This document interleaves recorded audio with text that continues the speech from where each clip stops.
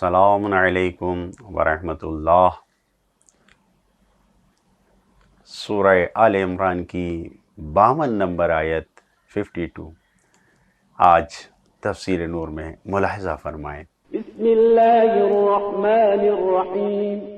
فلما أحس عيسى منهم الكفر قال من أنصاري إلى الله قال الحواريون نحن أنصار الله آمنا بالله واشهد بأننا مسلمون۔ پھر جب عیسیٰ نے قوم سے کفر کا احساس کیا تو پھر فرمایا کہ کون ہے جو راہ خدا میں میرا مددگار ہو؟ حواریین نے کہا ہم اللہ کے مددگار ہیں، نحن انصار اللہ، ہم اللہ کے مددگار ہیں اور اسی پر ایمان لائے ہیں، اور آپ گواہ ہیں کہ ہم مسلمان ہیں، یعنی آپ گواہ رہیں۔ جناب عیسیٰ سے حواریین کہہ رہے ہیں کہ آپ گواہ رہیں کہ ہم مسلمان ہیں۔ یہودی ابتدا میں جناب عیسیٰ کے ہم خیال تھے، انہوں نے توریت کی تصدیق بھی کی تھی اور تقریباً اسی جیسے احکام کے مبلغ بھی تھے، لیکن دھیرے دھیرے انہوں نے ان کی شخصیت، جناب عیسیٰ کی شخصیت کا احساس کیا اور انہیں اپنی شخصیت خطرے میں نظر آئی تو مخالفت پر آمادہ ہو گئے اور پھر طرح طرح سے ستانے لگے۔ البتہ یہ تو ہر دور کے سرداروں اور رؤسا کا، جتنے بھی صنادید ہوتے ہیں، امراء ہوتے ہیں، ان کا یہ مزاج ہوتا ہے کہ جب تک ان کے مفادات اور ان کی حیثیت عرفی خطرے میں نہیں پڑتی ہے، وہ دین و مذہب اور اہل دین کی تائید کیا کرتے رہتے ہیں، اور جیسے ہی ان کے مفادات خطرے میں سے دوچار ہوتے ہیں تو وہ مخالفت کا سلسلہ شروع کر دیتے ہیں، پھر وہ نہیں مانتے دین کی باتیں۔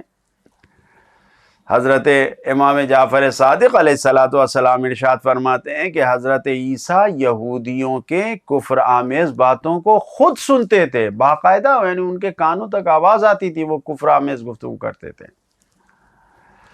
حواریون جمع ہے حواری کی، جس کے معنی ہے راستے کو بدل دینے والا۔ حواریون وہ لوگ ہیں کہ جنہوں نے لوگوں کے بہکے اور بھٹکے ہوئے راستے کو چھوڑ کر حق کا راستہ اپنا لیا تھا، جن کی تعداد 12 تھی، اور ان سب کے نام متی اور لوقا نامی انجیل میں موجود ہیں۔ یہ کون 12 افراد تھے؟ فرزند رسول حضرت امام علی ابن موسیٰ الرضا علیہ السلام فرماتے ہیں کہ یہ 12 آدمی ایسے تھے کہ جو خود پاک و پاکیزہ تھے، نورانی تھے، اور دوسروں کو بھی پاک و پاکیزہ اور نورانی بنانے کی ہمیشہ ہم کوشش میں رہتے تھے، ہمیشہ اسی کوشش میں رہتے تھے کہ دوسروں کو نورانی بنا دیں۔ کافی میں ہے کہ حضرت امام جعفر صادق علیہ السلام سے روایت ہے کہ عیسیٰ کے حواریوں نے عمل کے میدان میں عیسیٰ کو چھوڑ دیا تھا، لیکن امام فرماتے ہیں کہ ہمارے حواری ہر قسم کی بلا و مصیبت کو اپنی جان کی قیمت پر بھی قبول کرتے ہیں، یعنی چھوڑنے والے نہیں ہیں۔ جو پیغامات ہیں اس آیت میں، پہلا پیغام یہی ہے، لوگوں کو بہکنے اور ان کے افکار و عقیدہ کے فاسد ہونے اور لغزشیں، یہ سب کا سمجھنا ایک رہبر کی عظیم ذمہ داری ہے، اس کو بیدار ہونا چاہیے، ہوشیار ہونا چاہیے، اس کی ذمہ داری ہے۔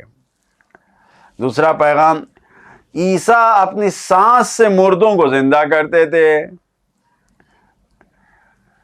مادرزاد جو پیدائشی اندھے تھے، ان نابینا کو بینائی عطا کرتے تھے، لیکن ضدی اور مغرور انسان ان سے کچھ فائدہ نہیں اٹھائیں، بالکل نہیں، ان کی باتوں کو قبول نہ کریں۔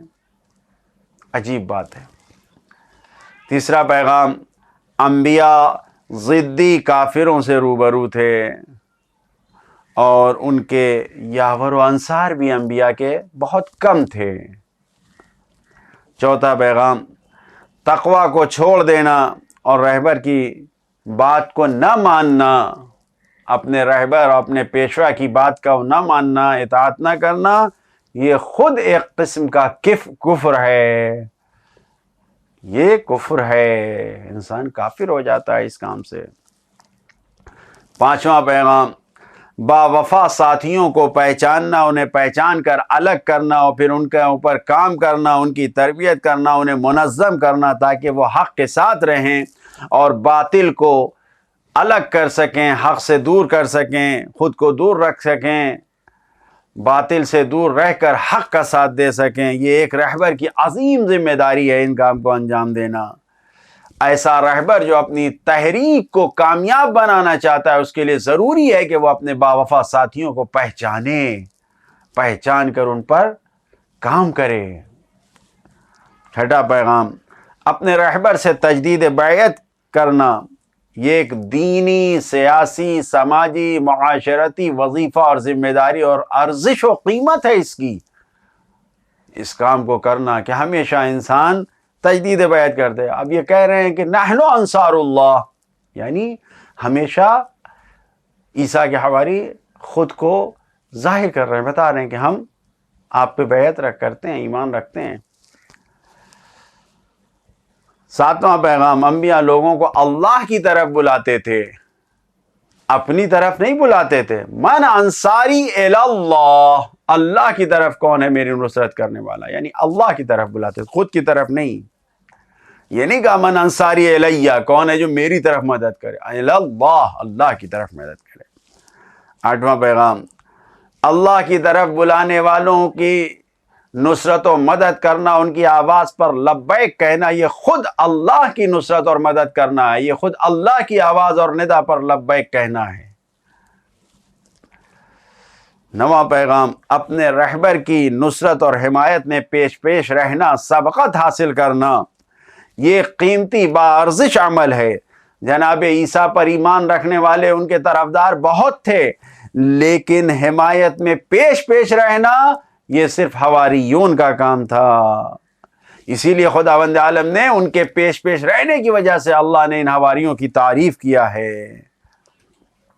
10واں پیغام، ایمان لانے کے بعد کا مرحلہ خداوند عالم کی بارگاہ میں تسلیم ہو جانا ہے، یعنی مومن کا مقام ہے مقام تسلیم و رضا، پروردگار کی بارگاہ میں تسلیم ہونا۔